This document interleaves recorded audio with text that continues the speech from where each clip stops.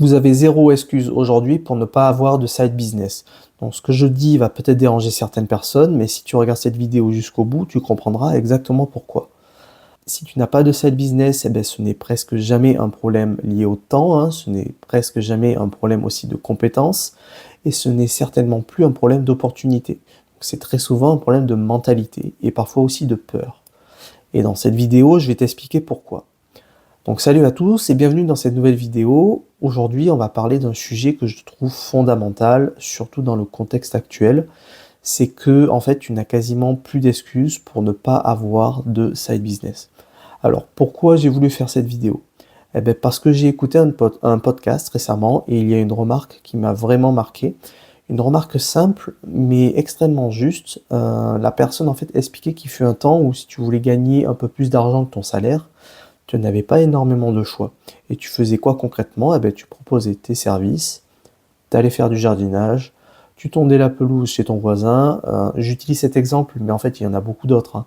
Tu faisais serveur le week-end, tu faisais des extras pendant les périodes de rush dans les restos, bref, tu échangeais ton temps contre de l'argent. Et surtout, tu savais exactement ce que tu allais gagner. Donc, 10, 20, 50 euros, c'était clair, immédiat et ça rassurait. Aujourd'hui, la situation est complètement différente. Tu peux littéralement être assis sur une chaise avec un ordinateur chez toi, hein, et créer des revenus via Internet. Et quand je parle de side business, je parle bien ici de side business en ligne, hein, un business sur Internet en parallèle de ton activité principale.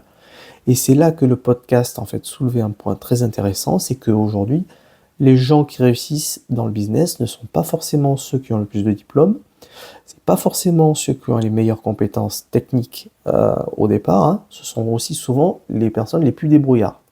Donc honnêtement, moi je suis d'accord avec ça, hein, ce sont les personnes qui passent à l'action massivement et qui sont les plus débrouillardes qui s'en sortent. Donc parlons justement de la débrouillardise. La débrouillardise aujourd'hui, elle a pris une toute autre dimension, on le sait, avec l'intelligence artificielle, ChatGPT, tous les outils basés sur l'intelligence artificielle. Donc avant, pour lancer un business en ligne, il fallait potentiellement savoir coder, comprendre la technique, être un expert presque dans les logiciels, rien que pour faire du montage vidéo, comprendre le marketing, la vente, les outils, bref.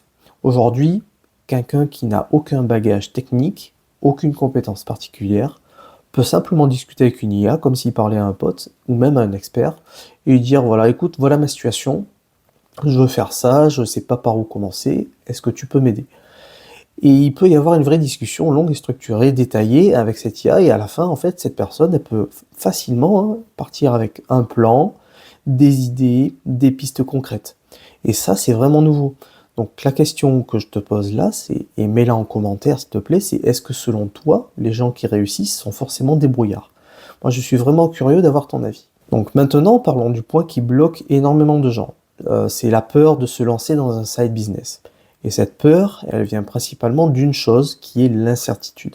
Donc quand tu proposes tes services, disons qu'on va rester sur notre exemple de tondre la pelouse du voisin, tu sais exactement ce qui va se passer, tu travailles et à la fin tu encaisses.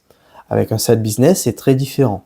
Tu peux tomber sur une vidéo YouTube qui est très bien expliquée, qui te présente une méthode, un concept, un système, et toi tu te dis ah ok ouais, ça a l'air cool, moi je me lance.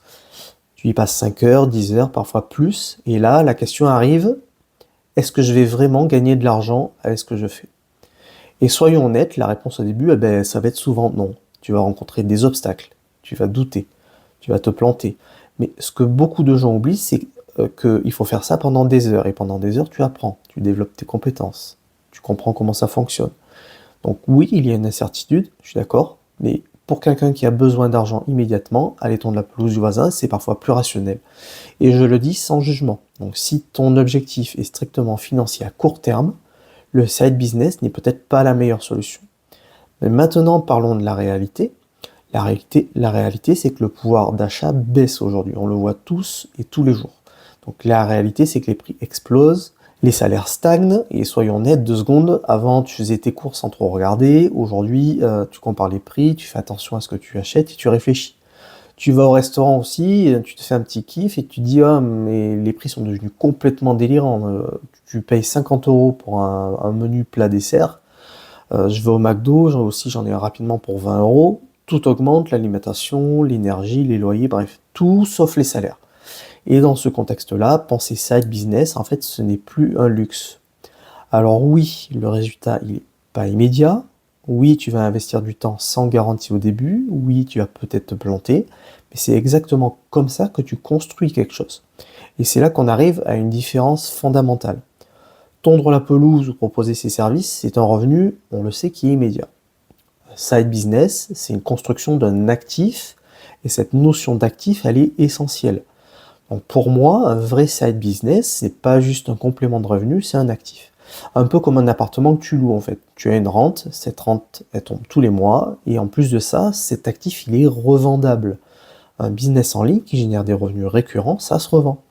Et ça change absolument tout, parce que tu ne construis pas juste un revenu, hein, tu construis quelque chose qui a de la valeur. Alors évidemment, il y aura toujours des cas particuliers. Des gens vont dire oui, mais moi je vais avoir un enfant, je viens d'avoir un enfant, j'ai 2 enfants, j'ai pas le temps. Et parfois c'est totalement légitime. Il y a des personnes qui ont d'autres priorités, il n'y a pas de problème avec ça. Mais soyons honnêtes encore une fois, beaucoup de gens se trouvent des excuses par peur de l'échec. Et la procrastination, c'est un sujet qui est énorme à notre époque. Tellement énorme qu'on pourrait en faire une vidéo entière. D'ailleurs, dis-moi en commentaire si ça t'intéresserait. Il y a des gens aussi avec un CDI, avec 2 enfants et avec très peu de temps et qui dépassent pourtant les 10 000 euros par mois. Tout est possible, mais rien n'est gratuit et le prix à payer, c'est souvent le sacrifice. Sacrifier des soirées Netflix, du temps de gaming, parfois du confort, pour construire quelque chose de plus solide, mais qui vous fera gagner entre guillemets du temps plus tard. Donc, et tout est une question en fait de contexte et de priorité. Donc personnellement, c'est pour ça qu'un side business est essentiel en parallèle de son activité principale. Ne quittez pas votre job sans matelas de sécurité. Attention à ça par contre.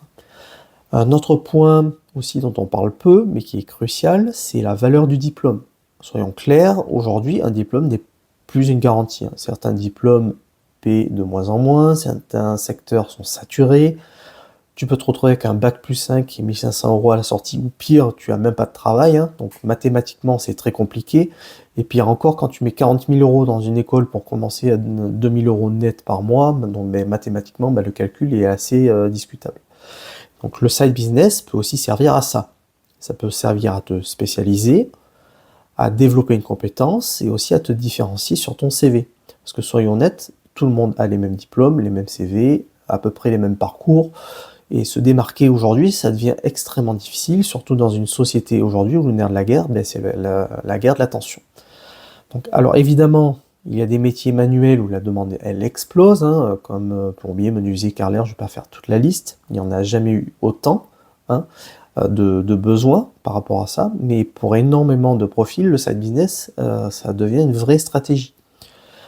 Et un side business peut même devenir aussi un tremplin. Donc pas besoin d'être le youtubeur le plus connu de la France comme Thibaut InShape ou autre. Tu peux très bien commencer en te créant une petite audience et certaines niches, je te garantis, paient extrêmement cher pour 1000 vues par exemple, pour peu que ta stratégie soit correcte. Donc ça peut facilement te générer quelques centaines d'euros par mois, puis 1000, 2000, selon comment tu veux scaler. Et honnêtement, c'est pas un objectif qui est démesuré. Certains n'y arrivent pas par manque souvent de méthode, de régularité ou de discipline. Donc voilà, donc au passage, moi je recommande vraiment de lire le livre de Darren Hardy sur l'effet cumulé. C'est un très bon exemple, il explique parfaitement pourquoi ce sont les petites actions répétées qui font toute la différence. Donc ça dépend sûrement des cas et des situations, mais scaler un side business peut être simple comparé au fait aussi de gravir des échelons dans une entreprise. Et peut-être que c'est un biais, mais dis-moi en commentaire ce que tu en penses. Mais quand je regarde autour de moi, moi je vois beaucoup aussi de stagnation, même sur des profils très diplômés qui gagnent pas forcément beaucoup d'argent, et les postes aussi, par exemple à 100 000 euros par an, ce sont généralement des postes de direction. Après, comme je dis souvent, il en suffit d'un, bref, devenir directeur par exemple, ou cadre vraiment haut gradé, ça demande énormément de sacrifices. Donc avec un side business, c'est que tu ajoutes une option à ta vie, donc sans quitter ton CDI, sans prendre un risque énorme, et ça c'est essentiel. Donc moi je te déconseille très clairement d'arrêter son CDI pour se lancer directement. Commence en side business, n'ajoute pas une pression financière inutile, Pareil, ne quitte pas ton emploi pour lancer un side business en pensant que tu vas avoir le chômage et que c'est bon, hein. Le gouvernement est tellement instable en ce moment et dans leur prise de décision qu'on ne sait pas ce qu'ils peuvent inventer demain pour nous embêter. Donc après, effectivement, oui, si tu as 2 ans d'épargne, la réflexion elle est différente. Mais personnellement, j'aimerais toujours avoir une source de revenus qui tombe chaque mois. Donc par contre, si tu te lances dans un side business, il faut bien faire les choses et bien poser les bases de ton activité au niveau du statut que tu choisiras. Mais dis-moi si tu veux que j'aborde aussi ce sujet dans une autre vidéo. Donc voilà, si cette vidéo t'a parlé, moi le plan d'action que je te propose, c'est déjà de te poser la question dès aujourd'hui si un side business t'intéresse. Est-ce que tu pourrais commencer, même en petite action, dès cette semaine? Donc si tu as des problèmes ou des challenges pour identifier aussi un type de business ou une niche dans laquelle tu souhaites te lancer par exemple, eh ben, suis le lien en bas de la vidéo. Moi je te propose une formation d'initiation gratuite. Si tu veux d'autres vidéos sur le business, les revenus complémentaires et la liberté financière, n'hésite pas à t'abonner, on se retrouve très vite.